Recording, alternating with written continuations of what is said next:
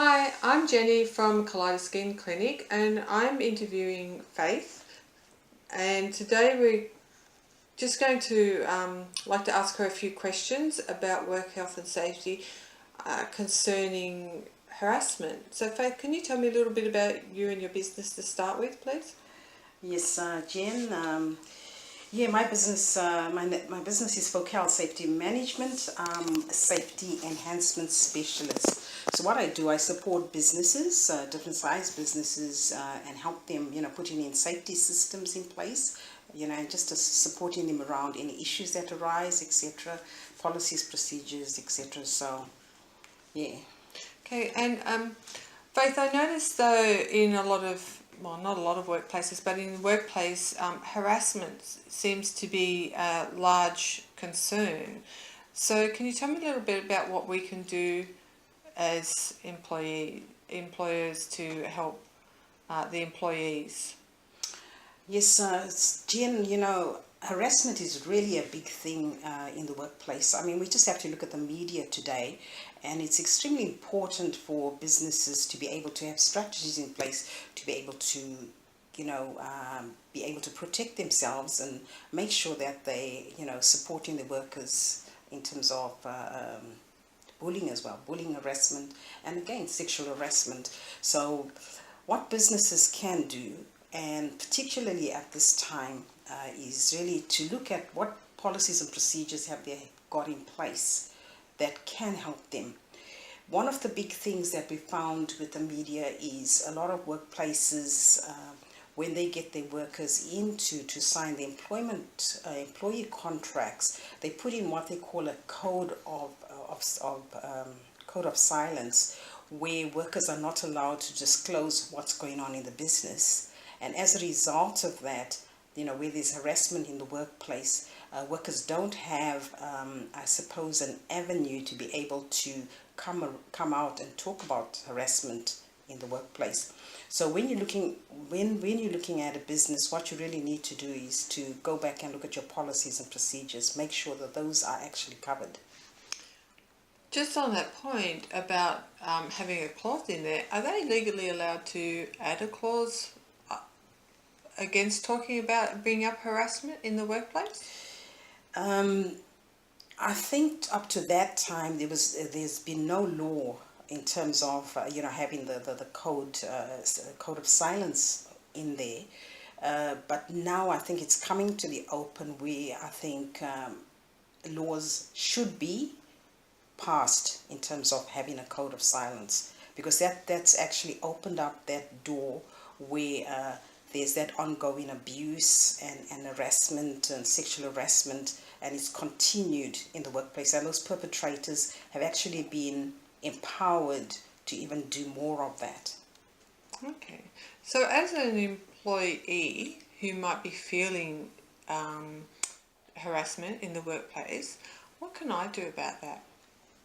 I think the first thing really, as I always say to all the workplace, to workers that I'm training, is the first thing is to go to your employer. So whether it's your supervisor, your manager, go up to them and report that.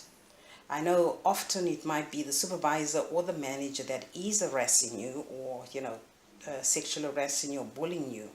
However, the good thing about our workplace at the moment here in Australia is basically there's an option for fair work. But really the first step I always say to them is talk to management, find support. If you feel you're having difficulty, find an advocate to support you to go to, the workplace to begin with.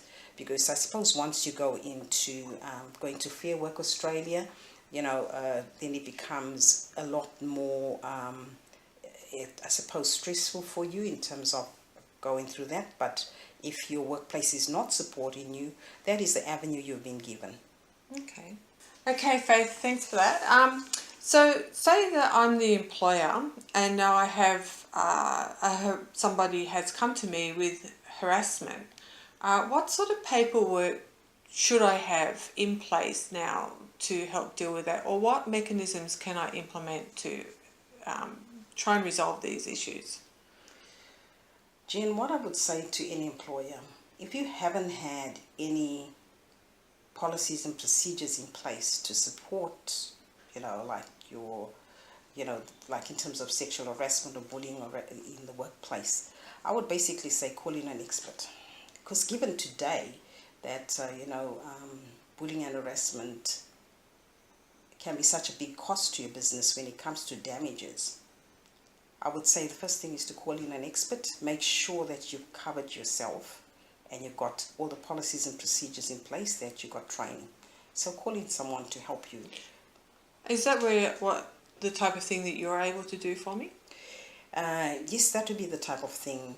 That's what I do. That's what I help my clients with. Yes, my business is about prevention, is putting those processes and systems in place. But again, if there is an incident or injury that comes up, then I help businesses to implement effective management strategies, and that's one thing I'd be able to help them with. Okay, great. So Faith, I obviously in management, I haven't, during setting up my business and doing my paperwork, I've been so concerned in obviously running my business and working my business plan, but I've forgotten to do my work health and safety paperwork, and it's not up to scratch now that this incident has come to light. How do I get in contact with you to help me? Yes, Jen, I do understand a lot of businesses or business owners or managers or directors of companies are so busy working in and on the business, so it's often difficult for them to find the time to pull their work health and safety policies and procedures together, or put together their whole systems. So what I can do for businesses like that is, if firstly, if they can contact me and have a chat with me, I can come in, I can give them a 30-minute free consultation, see what they need, see where I can help them. And yes, I can certainly help them from different aspects, from setting up their policies and procedures, auditing in the first instance, seeing what they have, seeing what's working, and then I can go on to implement those policies and procedures with them. And from there, I could even train this stuff to ensure that the organization, the business, is meeting their due diligence in work health and safety. Okay, so the name of your business? My business is Focal Safety Management. And I'm a safety management, safety enhancement specialist. My website, you can go on my website, www.focal, which is FOCCAL.com. Okay, great. Thank you, Faith, for your time today. Very informative. Thank you, Jen. Just good talking to you. No worries.